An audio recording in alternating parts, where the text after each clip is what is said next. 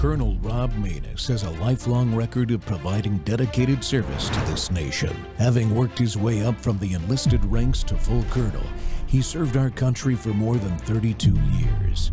He has served as a bomber squadron commander, bomb disposal technician, Joint Chiefs of Staff Operations Officer, assisted the National Security Team with the campaign plan for the global war on terrorism. He authored the first theater nuclear war plan and served as the Vice Commander of America's largest airborne intelligence wing. Colonel Rob Maness is a true American hero.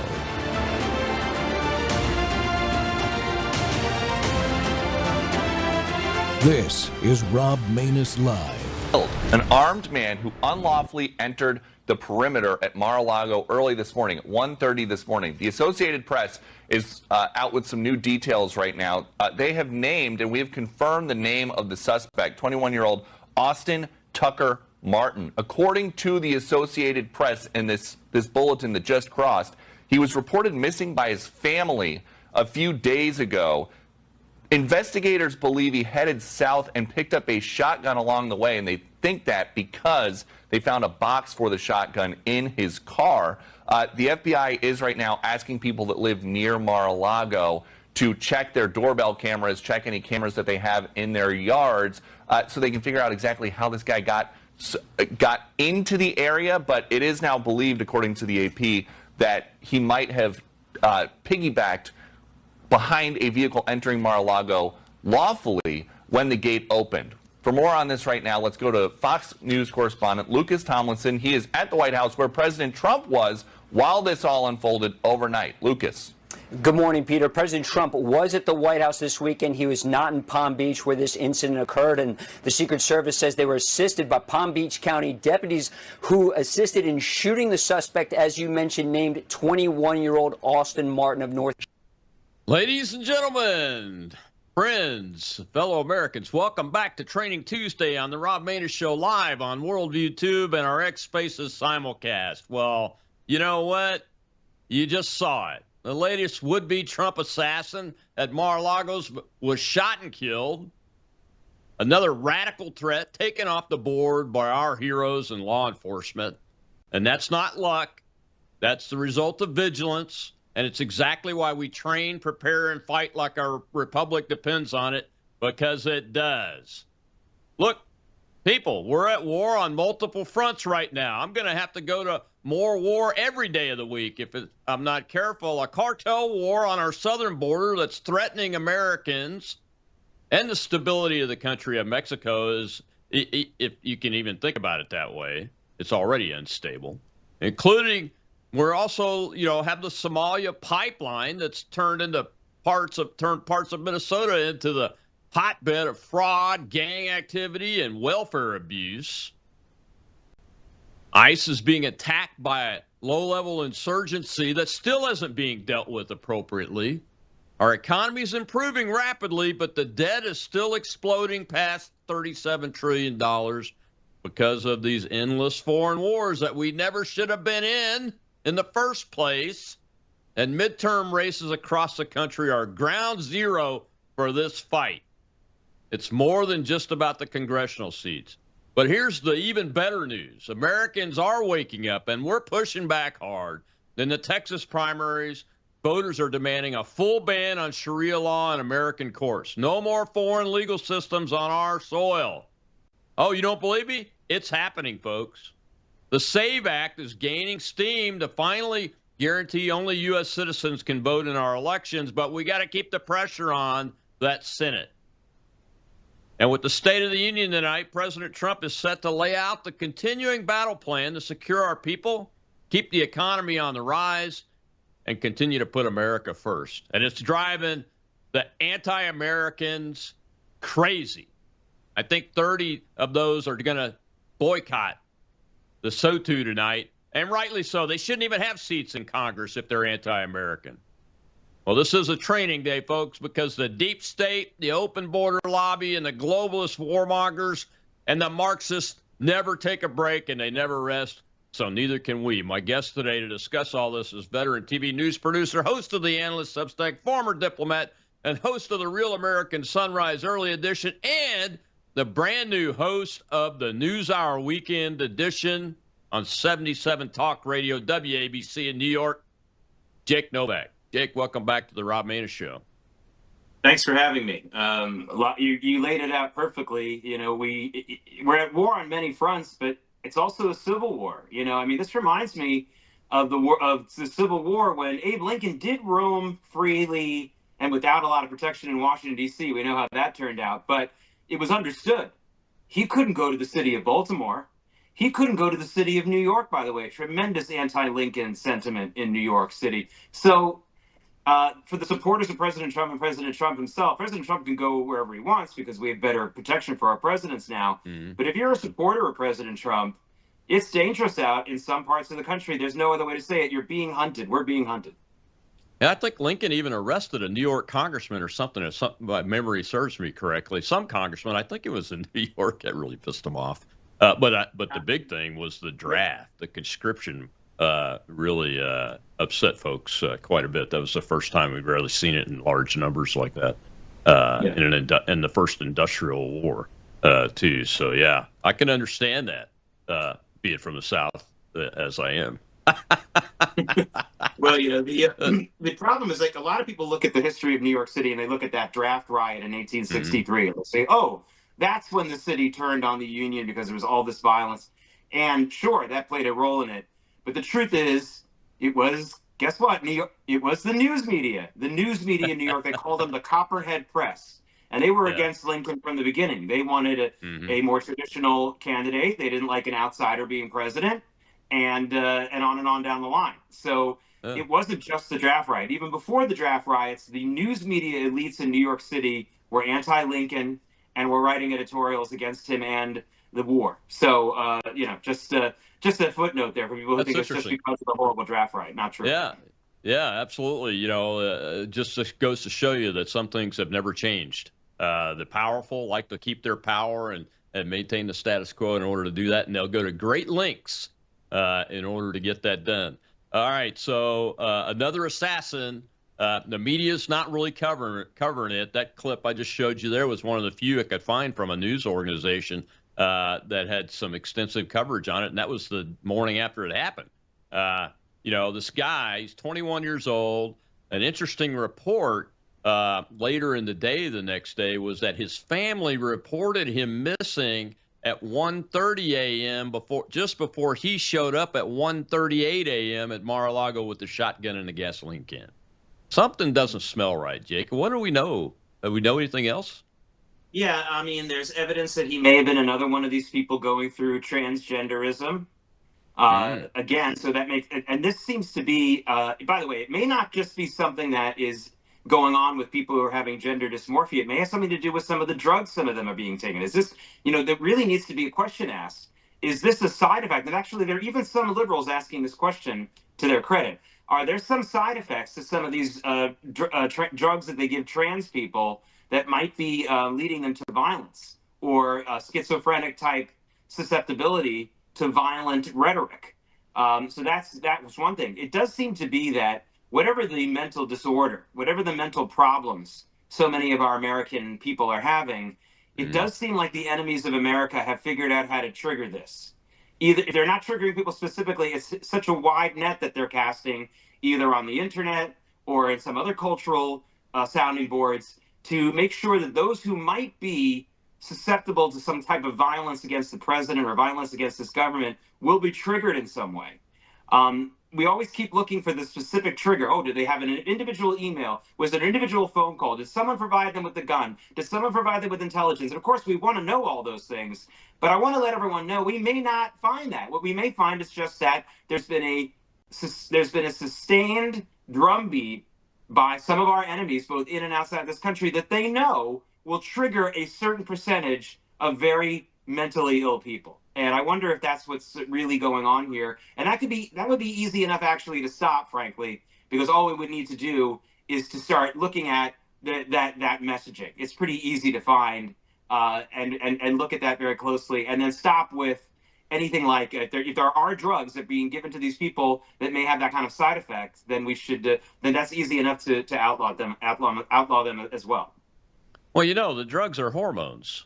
And you know, we outlaw hormones, especially in young male athletes. We banned that because it has a tendency to not only give them big muscles and everything, but put a huge freeze on the muscle in between their ears, and it makes them violent. That's exactly what it does.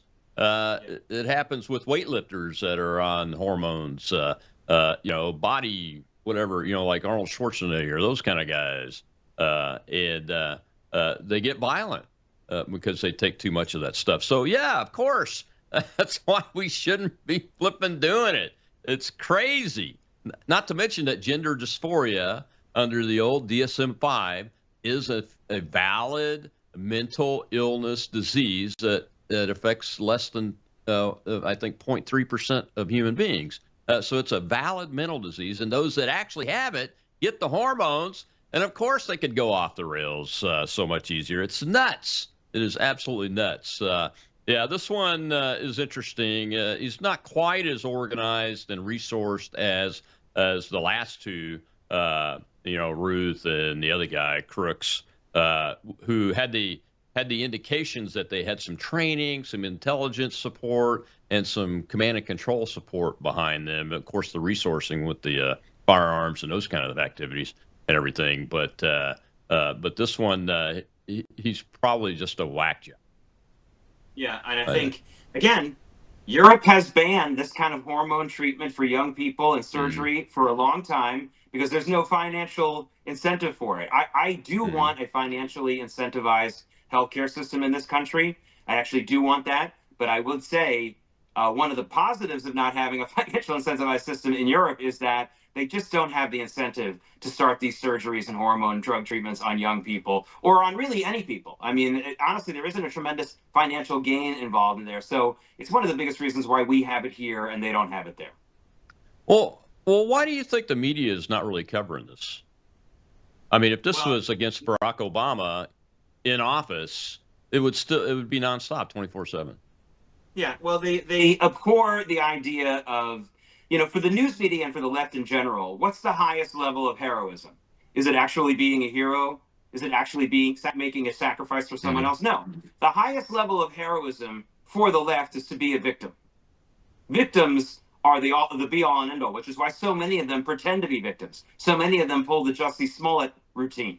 Because to be a victim is even better than being a hero. You want to be a hero and be in the spotlight, and that's really what you want to do? Be my guest, go down and save some drowning children or clean up a drug park or something. That would be nice. That would be a good thing.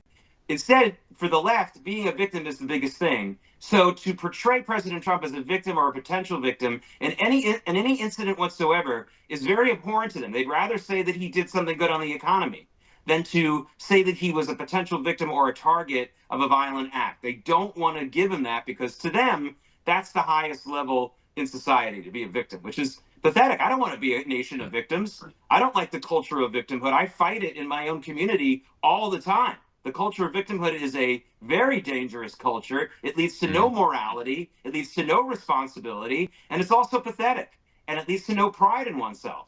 But they love victimhood. And that's my biggest reason for this. We all know they don't like President Trump, but you have to flesh it out a little bit more than just saying they don't want to cover. Why don't they specifically want to cover that? And they might want to eventually, but not as long as he's perceived as a victim, they're not going to want to give him that. Well, I'll be honest. I wasn't going to bring this up, but in the last 24 hours, as I've dug into the research in this particular incident a little bit more, I've seen a couple of independent lefty outlets actually making a victim of the shooter, the assassin. They leave out things like he raised the shotgun and pointed it at the officers who then shot him and killed him. They leave out those parts of the story, and portray him as just some guy that got lost at night in Mar-a-Lago and happened to get into the inner perimeter, and they shot him dead just for being an American walking around. Well, that's crazy. When we have our soldiers, when they die in military sorties and things like that, we don't say they're victims. We say they were killed in action.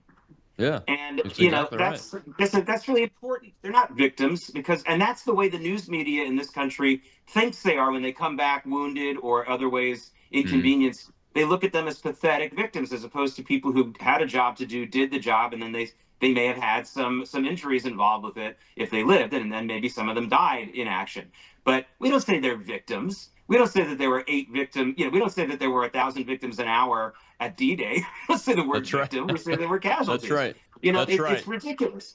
And that's what they do. That's what they just don't have the concept. Again, it's okay if you're not in the military. I wasn't in the military. It's okay if you're not absolutely being the, support, giving tens of thousands of dollars to veterans causes. It'd be nice if you did. We get it. But to not understand the lingo and the realities of it is unacceptable. It's a level of ignorance and illiteracy as an American that you should be ashamed of if you don't know the difference. If you can't look at an officer of the U.S. Army, Air Force, or Navy and know what their rank is, you should be ashamed of yourself. You really should. Yeah. You should know that in the Navy, 3 stripes is commander. You should know that in the Air Force and the Army, 2 bars is captain. If you don't know that by age 10, you should be ashamed of yourself. Not because you have to be one, but because you should have some literacy here. I agree. And we're celebrating the Alamo this week. Lieutenant Colonel Travis's letter is being celebrated today, and a lot of these ninnies would probably say the men that died in the Alamo, of which Tennessee was the state with the largest number that sacrificed themselves for Texas and America, were victims, and they were not. They were absolute American heroes. We'll be right back with Jake Novak after this break. All right, everybody, that wraps up the first segment of the Rob Maness Show live right here. What if millions around the world could access Bible teaching and worldview training for free right now without hitting a paywall? That's exactly what happens every day at worldviewtube.com because of the Worldview Weekend Foundation. We don't lock our live stream behind PayPal. We don't restrict our content to members only. Instead, the Worldview Weekend Foundation helps cover the cost of delivering free educational and ministry programming to people across the nation and around the world. And it's not just programming. My Sunday night church service, where I taught verse by verse through Revelation for 18 months, and now I am teaching through the book of Daniel, is made possible through the support of our church, Worldview Weekend Foundation. If you believe this kind of truth-centered biblical teaching must continue, donate today. Go now to worldviewfoundation.com. You'll also find our mailing address and phone number there if you'd rather give by phone or mail. That's worldviewfoundation.com. Thank you.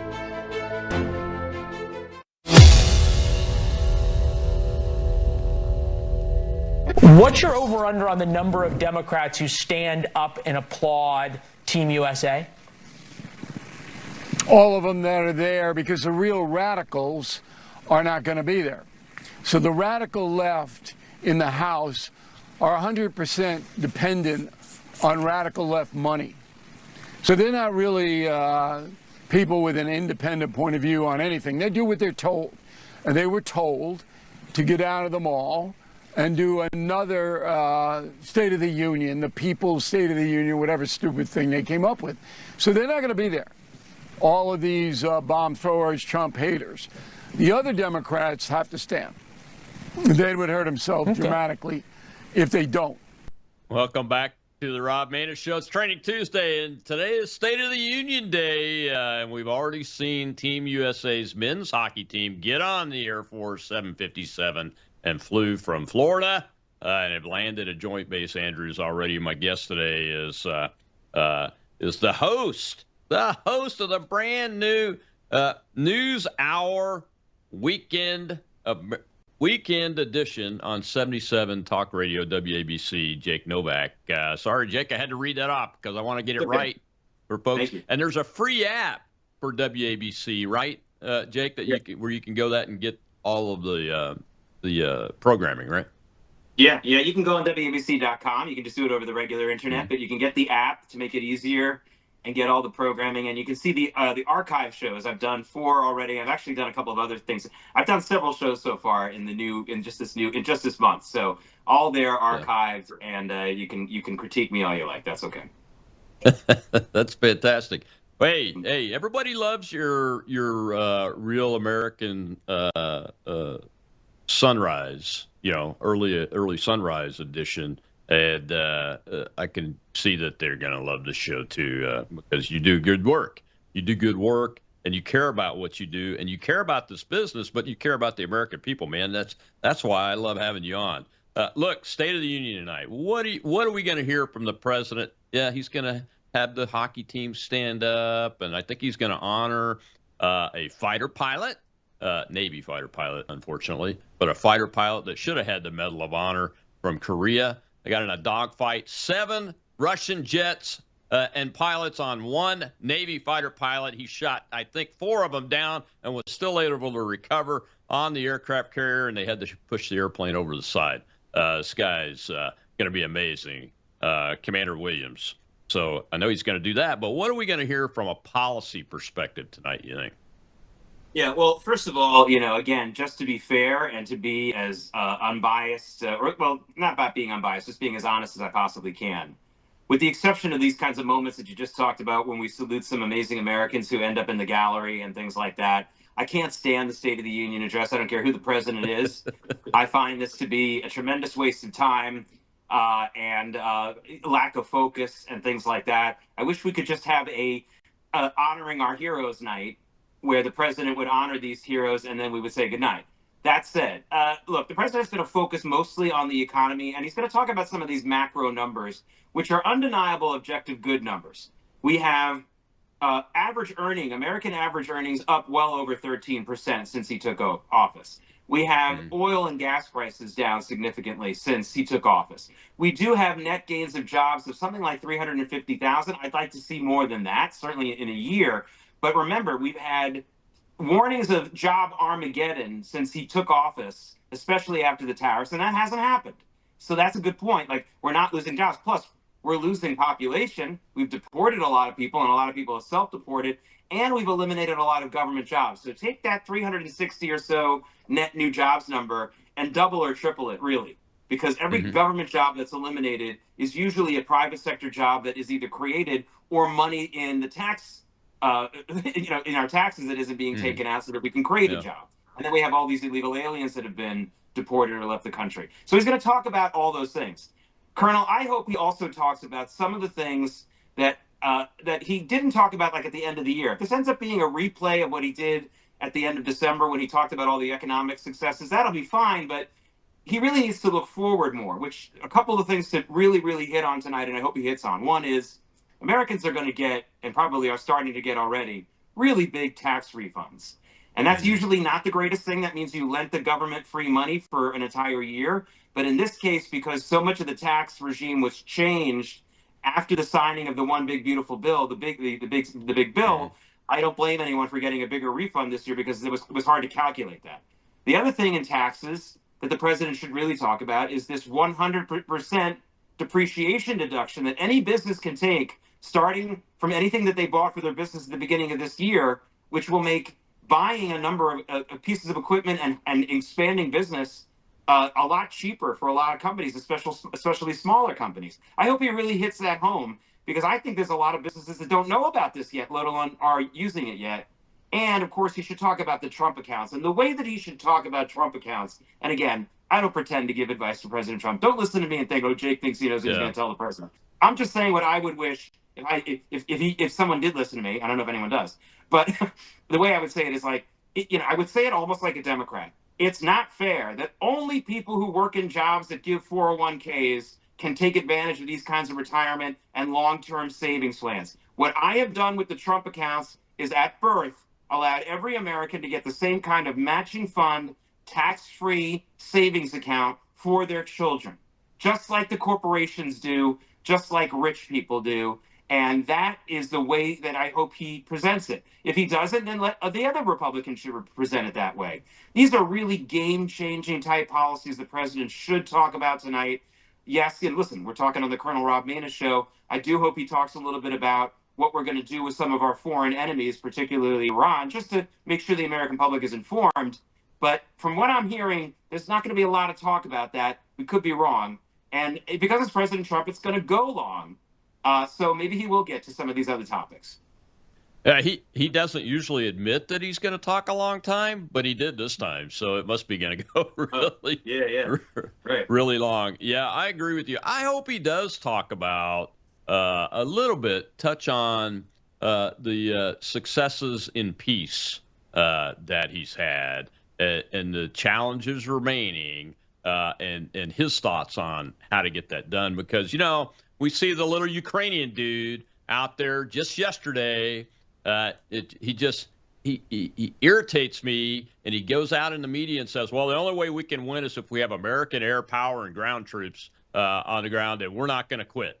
What? I mean, I'm paraphrasing him now, but that's essentially what he said.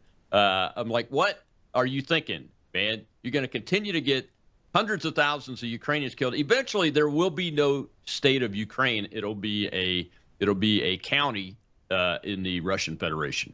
That's what I think is going to happen if he doesn't stop, because America's not going to roll in. It's such a quagmire. It's such a quagmire in every single way. It feels like everyone got involved. You mentioned the Korean War earlier and that hero pilot. Mm-hmm. I wrote a senior thesis for my senior. That's as close to combat as I ever got. No, I'm just kidding. I actually got a little closer than that. But as a senior in college, I wrote a senior thesis, and my senior thesis was how the Korean War was actually a big loser for everyone involved. The myth that this gave the North Koreans some kind of juice isn't true. It was a loser for the Chinese. It was a loser in some ways for the Russians for whatever involvement they had. And it was a loser for us. And it really reminds me of the Ukraine situation. This is a lose-lose for everyone. There's not, in my opinion, no one, not even some of the petty arms dealers, I mean, other than them, I guess, is really winning out of this thing. So let's find a way to step away. Yeah, I mean, that thing's cost us trillions of dollars, and now you have a South Korean government that's turning towards the communists more and more every day. We should get the heck out of there. Let that chips fall where they may. The economy's great in South Korea. They're very strong militarily. If they don't want to be our friend, then we should not be expending all of this treasure. And we still get people killed and injured in that business, even in training over there. So that's my opinion on it. But I'm sure that my friends on the right that are establishment guys and gals are not going to like what I said, but it's just the truth, man. It's the truth, Jake. Do you think, to go back to the economy and the Trump accounts, my number 3 son had a baby girl this year, so they're very ecstatic. They said they set the account up for him when she was born and everything, and they're very happy about it. Do you think that young parents are eventually, before this president's term is up, going to be able to see the over the horizon that maybe someday they'll be able to buy a new home closer to in age to what their parents were able to do, and maybe even have a single income family that's income that's able to survive, and that, or is that just pie in the sky? No, it's not, because, love or hate these guys on Wall Street and people who understand investments, they're really, really smart, and they find ways to squeeze out value from things. It's a great scenario you just kind of alluded to there for a second. What if you have a husband and wife, and let's say the wife is earning more money in her job, and the husband works part-time or is a little bit more of the caretaker at home? I'm just throwing that as a scenario. It'll probably be the other way around in most cases, but you get my point. And what if the value that non-full-time working spouse brings is that they're still contributing to a Trump account that they've had since birth? And the banks will be able to lend money based on not only the spouse who's making the bigger income and assets, but also the assets that have been building in the non-fully working spouse. And I would hope to see more banks making loans against the value of some of these accounts, knowing that that these will be less risky borrowers. And this should be something that lower income Americans get. As long as if you do it from day one, even if you're a lower income family and you're starting to get into that house buying mode of your life in your 30s, after 30 years, there should be a decent nest egg in there, not to take the money out of, but to borrow against. The banks, you have an asset that you otherwise didn't have. I work with young people here in New York area all the time, and they come to me and they say, Jake, you work at CNBC all the time. I know that the path towards the American dream is home ownership, but I can't afford a home anywhere in the New York area. And I say, do you have friends and relatives who live somewhere else where you could buy an investment property? just because you're not living in the home doesn't mean you don't get the advantages. So the same thing here. Just because you don't have a high income, and just because you're only going to be donating maybe a few $100s a month to your Trump account over and above what it makes in investments, in its investment growth, you're going to come into a situation in the home owning years, when you want home buying years, I should say, of your 30s, maybe late 30s, and you'll have something to show the banks as major collateral as investment. It could be a real game changer for people. And for the people who are very libertarian about it, I understand your arguments, but let's get rid of the things that government does that are entirely negative before we worry about something like this that has a lot of positives. Yeah, exactly. Like I told my son, I said, hey, if you open a Trump account for your 4-year-old daughter, that you don't get the money from the government, but you can put money in it now and put $50 a month in for the baby that's already got the $1,000 and $100 a month in for the 4-year-old. And by the time they're 30, they're going to have a great nest egg there. And that's never been possible before. And it will take the place of being able to buy a home earlier and maybe help reset that table. We got to take another break, Jake. When we come back, I want to talk about what's going on in Texas with these primaries, because a lot of it is about banning Sharia law. We'll be right back with Jake Novak.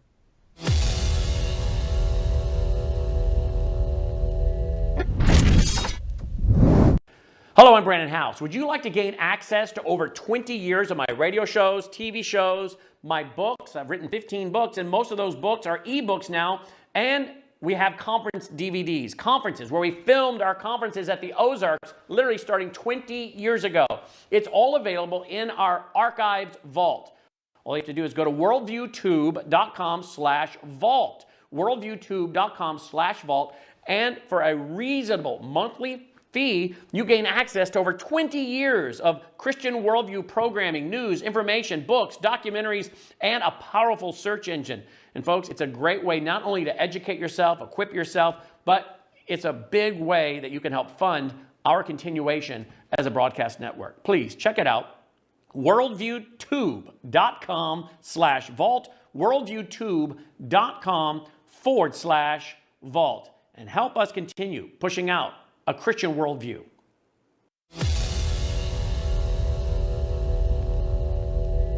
Over the next 5 days, early voting in Texas' Republican primary will wrap up. Typically, most voters will cast their ballots early. Consequently, those who didn't do so last week, as well as those who will on Election Day, March 3rd, must know that there's more at stake than a number of hotly contested races at the top of the ballot. At its very end is perhaps the single most important choice on any ballot anywhere in the country this election year. That's Proposition 10. Its entire contents are, quote, Texas should prohibit Sharia law, unquote. Prop 10 is neither law nor binding, but it offers Republican voters and others who can vote in this open primary a momentous choice. Ban Sharia or allow Sharia ultimately to ban freedom in Texas, with momentous implications for that state and the rest of the country. BanSharia.com. Welcome back to the Rob Maness Show. It's Training Tuesday, and my guest today is Jake Novak, new host of a new weekend news show on WABC Radio, and it's fantastic. You can also go to WABC's website, get the app for free, and put it on your phone. You can listen to it anywhere or on the website. And Jake, that was Frank Gaffney from with his Secure Freedom Minute, and he's leading an effort along with Steve Bannon to ban Sharia law in Texas, because there are actually two Sharia courts operating in the Dallas-Fort Worth greater metro area and counties that have decided on thousands and thousands of cases, in spite of the current governor, banning groups and calling them terrorists like CARE and the Council on American Islamic Relations, and of course the Muslim Brotherhood, their backers and founders. Do you think this law could pass?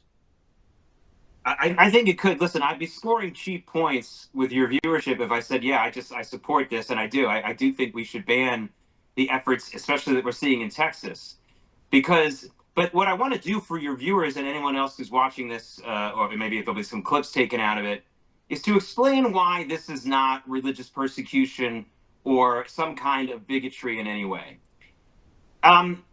Some people might say, well, wait a minute. My church has rules. We, for example, with marriage. Sure, there's civil marriage, but my church chooses to consecrate certain marriages and not others. And you're married in my church.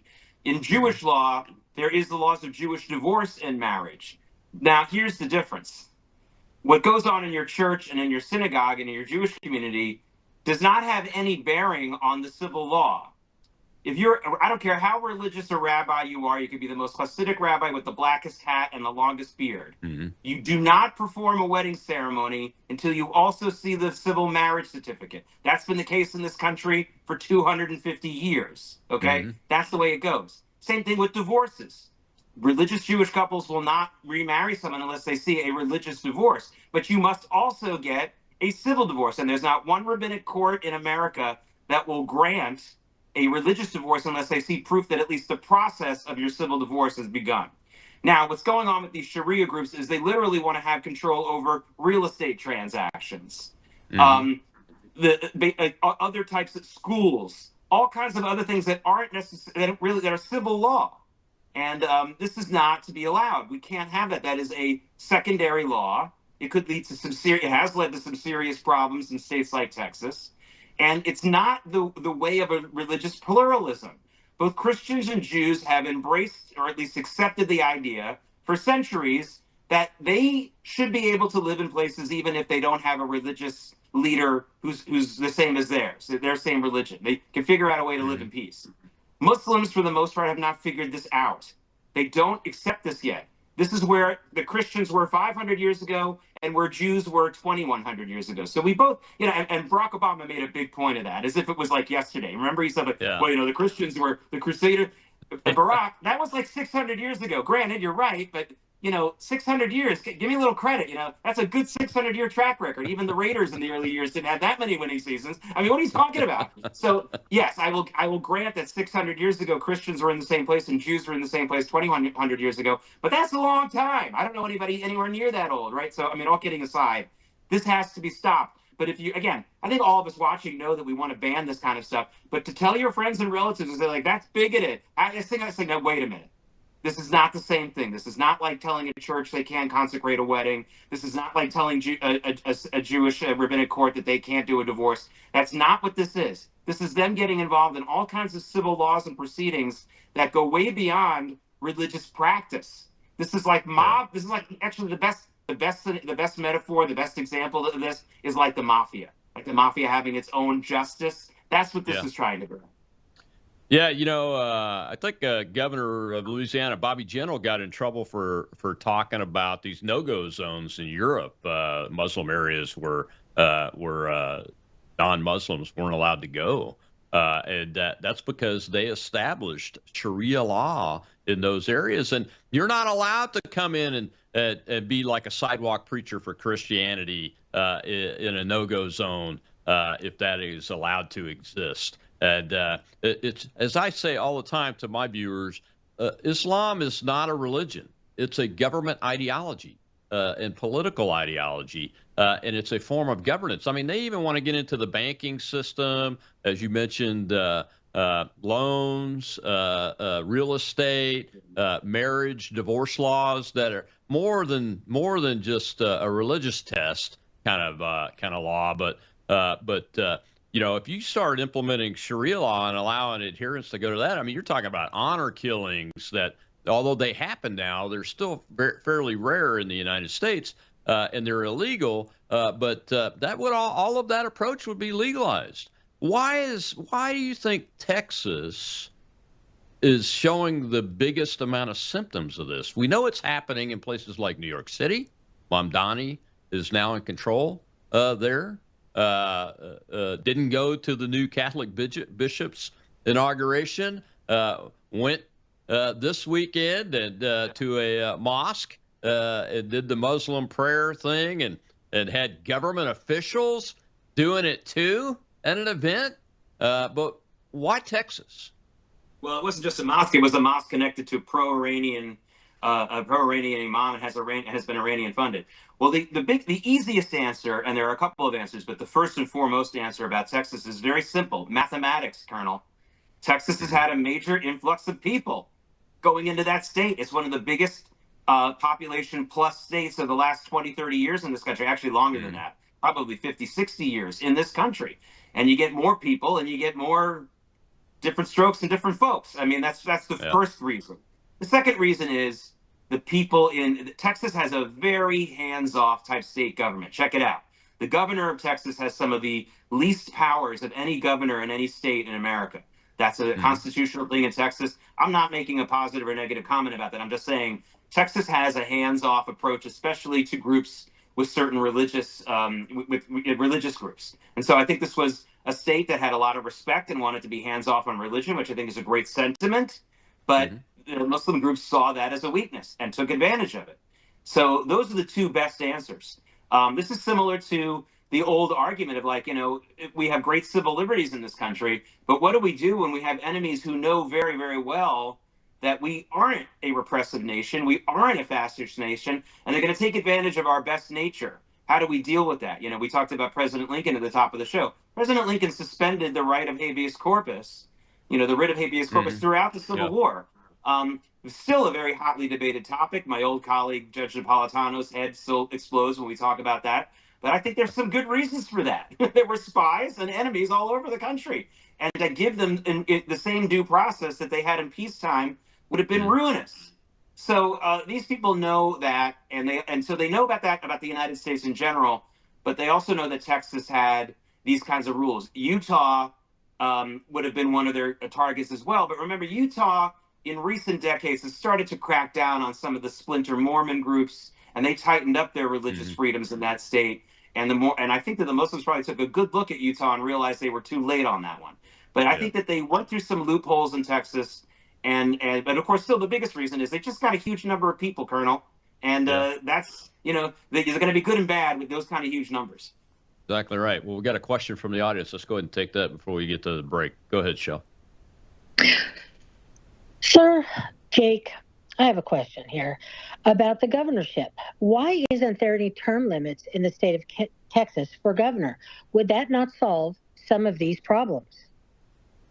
Well, it's the trade-off. You're on the right track. Maybe if they had term limits and in return for the term limits, they gave the governor's office there more constitutional powers, we would be in a better place. We all know a lot of people from Texas who tell you that there is so much splintering within the Republican Party there. And that has a lot to do with the fact that there isn't a strong hand as you have, for example, with the Governor DeSantis. Or even a Governor Newsom in California. He's got a lot of power. I mean, the California governor has a tremendous amount of power in that state. So I think that the answer is that's that trade-off. Maybe they felt like, well, we weren't as worried about term limits for our governor in the state because they don't have the kind of powers that many other governors have. So maybe they need to make that switch again and say, you know what, let's invest in our governor more power in return for the term limits.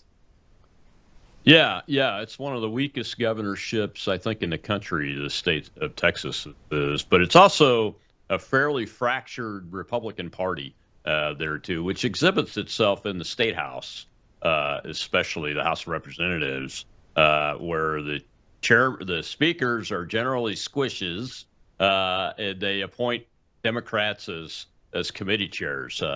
And that happens in Mississippi, too, I think. So I think we've got some work to do there. From a candidate perspective, are you watching any of the candidate races? Well, obviously, the Senate race has been really interesting because of what happened in the news media last week with this whole Stephen Colbert thing and Tallarico versus Crockett. The news media is really trying to push this narrative that if Ken Paxton wins the primary, somehow the Republicans are going to lose the Texas Senate race. I don't believe that. I don't believe that there's going to be any net loss, especially if Crockett wins the primary, which he's still, I think, the favorite to win. So honestly, that's a real. There are so many news media narratives that just need more honesty today. Just to go back to the State of the Union for a second, all the polls show that Americans feel more optimistic about their personal finances than they have in a couple of years. It's still too low. It's something like 39% of Americans are positive about their personal economic situation. But when you ask all Americans what you think about the economy overall, the numbers are lower. So what, of course, is the news media focusing on? Are they focusing on the fact that people are feeling better than they have in 2 years? Or are they focusing on the fact that people are looking at it and saying, I'm concerned? Hey, I'm concerned too. We don't know how AI is going to affect some big names out there. I mean, who isn't concerned? But my personal finances, are they better than they were a year ago? Yeah, they are. So same thing with this.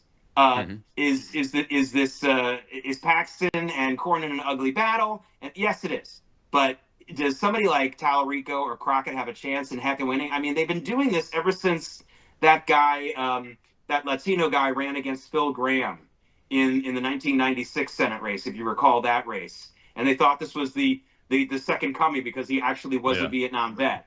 And you know, they're not going to win. They're not going to win these statewide elections. Beto O'Rourke was the best example, and he did make it close. But he only made it close because Ted Cruz had been so late to the Trump party. So same thing here. I think that's the one thing I'm looking at really closely, because you're seeing that false media narrative. And I almost feel sorry for them. It's like Linus with the Great Pumpkin. Here we go again with the Democrat who's going to win the Senate race in Texas. And the Great Pumpkin isn't coming. Go out and trick or treat, kids. Great Pumpkin's not coming. Or Lucy with the football. You know, Cornyn's so weak, though. He's taking the narrative up. I just saw a tweet before I came on the show. Oh, it's bad. If Paxton wins, we're gonna. It'll be a terrible time for Republicans in Texas. It's unbelievable. And they're even attacking the governor's candidate, the retired Green Beret Doc, Pete Chambers. They're attacking him as if he's got as much money as Greg Abbott. I'm thinking Abbott's in trouble for some reason in this Texas primary. I'd vote for Chambers if I was over there for sure, because Abbott's just a little bit too globalist for my taste. But we got to take one more break, Jake. When we come back, I want to talk about the SAVE Act. What's going on with it? Why is it stuck? It's driving me a little nuts. And I think the president, too. We'll be right back with Jake Novak.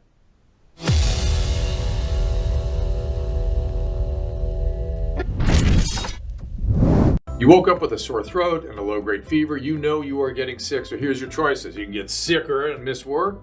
Try to see a doctor this week, or sit hours in a crowded waiting room at urgent care. I have a smarter option for you. Open your medical emergency kit. Match your symptoms to doctor-recommended prescription in your booklet and take the right meds now and get well faster. This is not a first aid kit. It's like having an urgent care in your home. It includes doctor-prescribed medications to treat over 39 medical issues like respiratory infections, strep throat, pneumonia, UTIs, and more. No waiting to see the doctor and no standing in line at the pharmacy. It's right here. Every home should have at least one medical emergency kit, and here's how to order. Go to worldviewhealthcare.com. Your kit to treat dozens of common and serious illnesses is rushed to your door. worldviewhealthcare.com. That's worldviewhealthcare.com. The emergency kit available at worldviewhealthcare.com. Make sure you don't have to go to urgent care. I got pneumonia. I didn't have to go. I took this last year. Stayed at home, went to bed.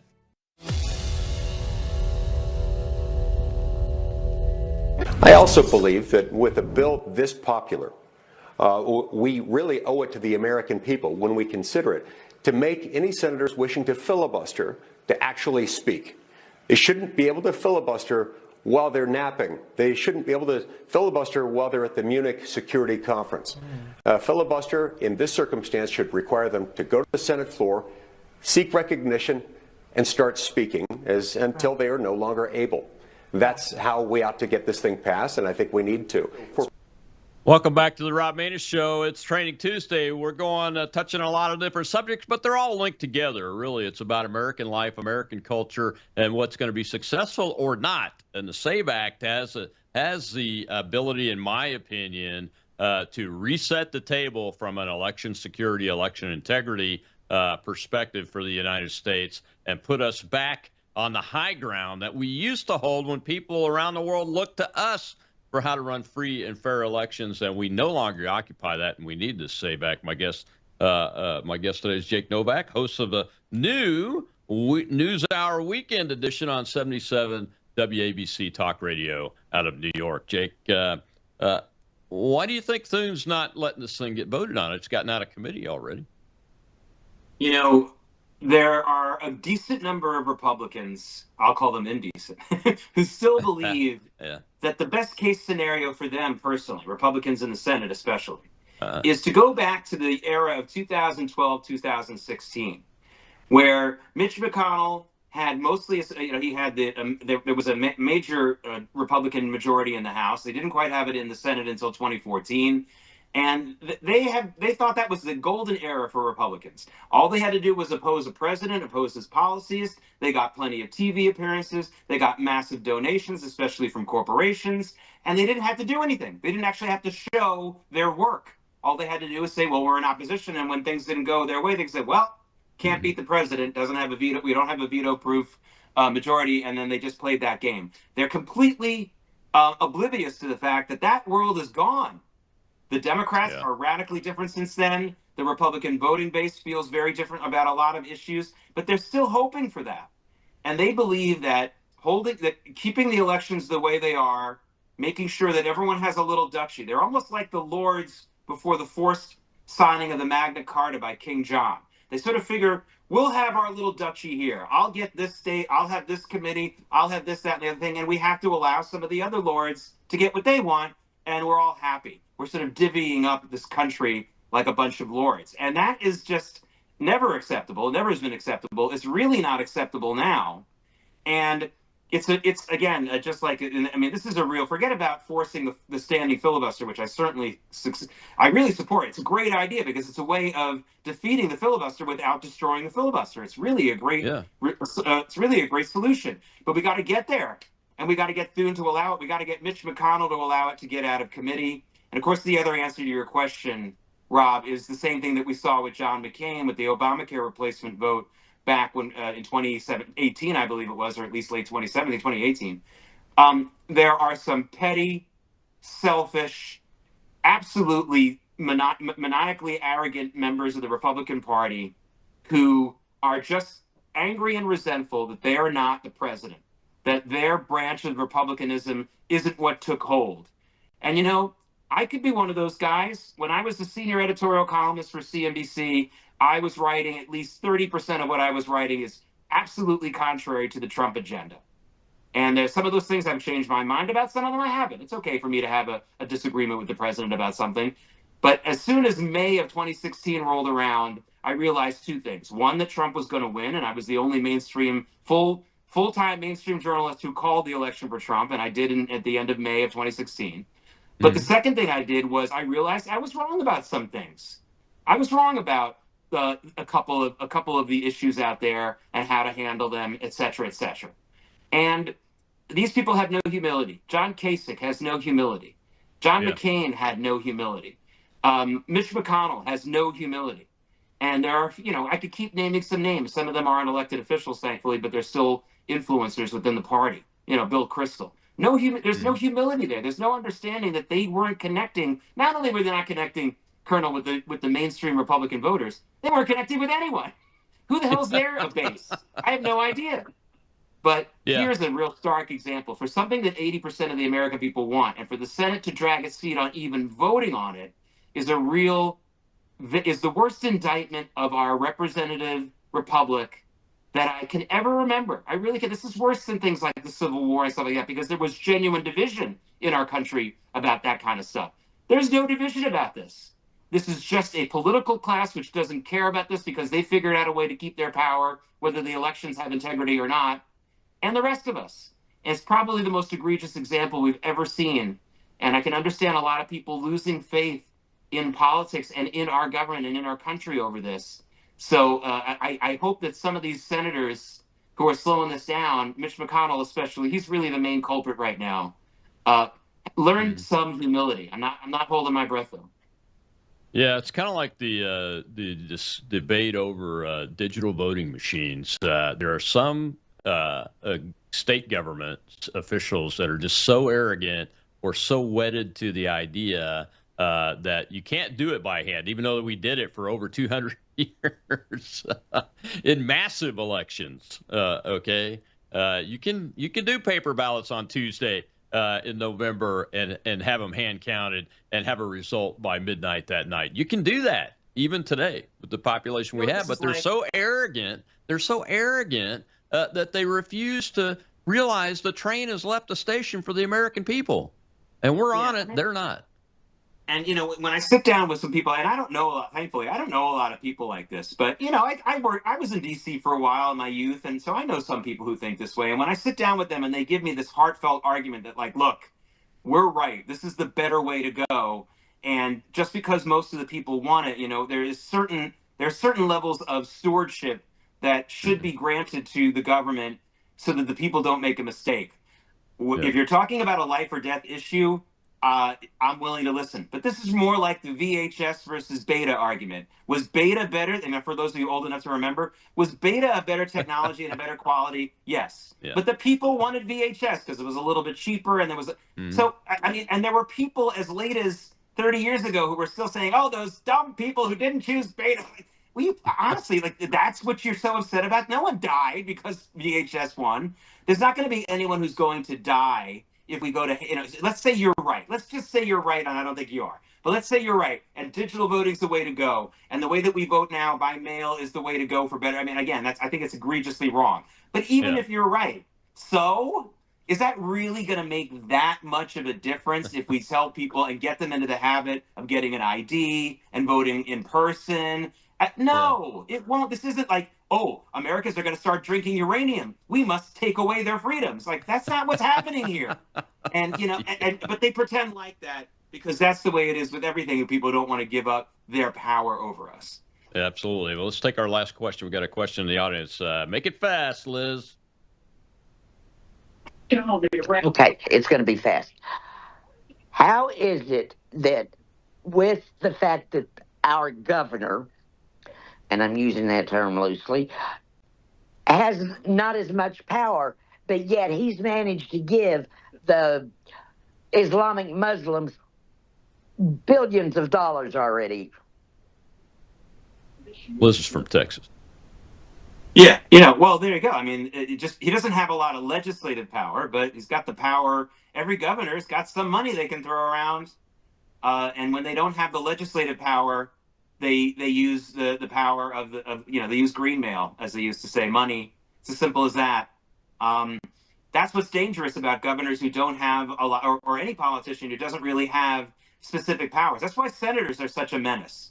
All they really do is either ratify treaties and advise and consent on certain on appointments, and maybe vote, and vote on war stuff. And those three things don't happen every day. Otherwise, they just talk and talk and talk. At least the people in the House have to prepare budgets, and they have more specific responsibilities, even though they're the lower house. So they end up doing all kinds of nasty stuff.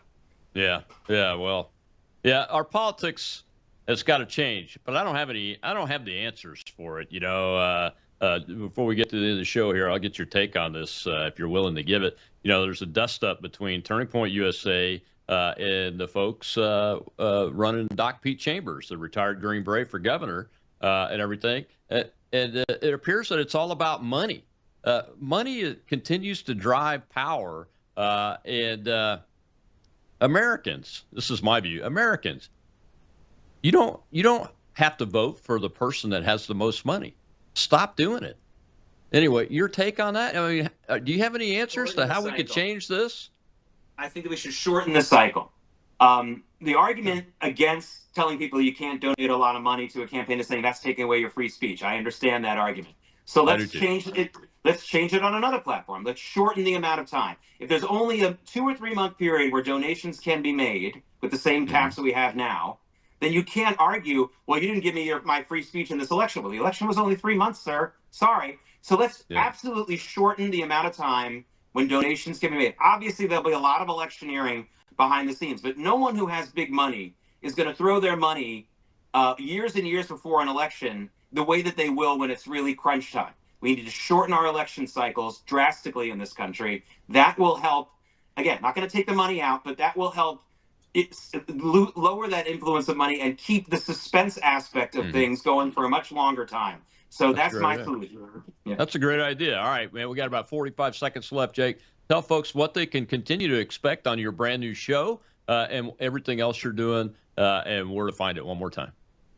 Well, it's a show early in the morning, Saturday and Sunday morning. It starts at 5 a.m. You don't have to wake up at that time. You can listen to the archive. It is much more of a news-based program. I will not be doing analysis every 5 seconds. There's be plenty of analysis, but it'll be quick. There's going to be very high story counts. I did about 25 stories in my first hour, more than that the second, and it'll be like a one-word or one-sentence comment about each story as we move on. It'll be very New York-centric, but of course I'll have some national stories. Later in the day, starting in a few months, I'll also be doing a financial news program on WABC Radio that will be much more what you're used to from me, a lot more analysis. And then look for me during the week on WABC Radio. Instead of, when you listen to your favorite talk radio host and then they toss to the national news at the top of the hour, and we have to listen to those national news, mainstream news media people that we just bash for the rest of the hour. We're not going to do that at WABC. It's going to be people like me telling you what we think the top story is and schmoozing with the hosts. That's going to start soon, too. And that alone, I think, will be a relief to all of you. All right, man. Thank you very much. Great show once again, my friend. Tomorrow, Whistleblower Wednesday, Federal Air Marshal Representative Sonia Labasco. It should be a good one. I haven't had her on the show before, but I've been following her a long time. She has really done a lot of good work on behalf of the Federal Air Marshals. I'll see you then.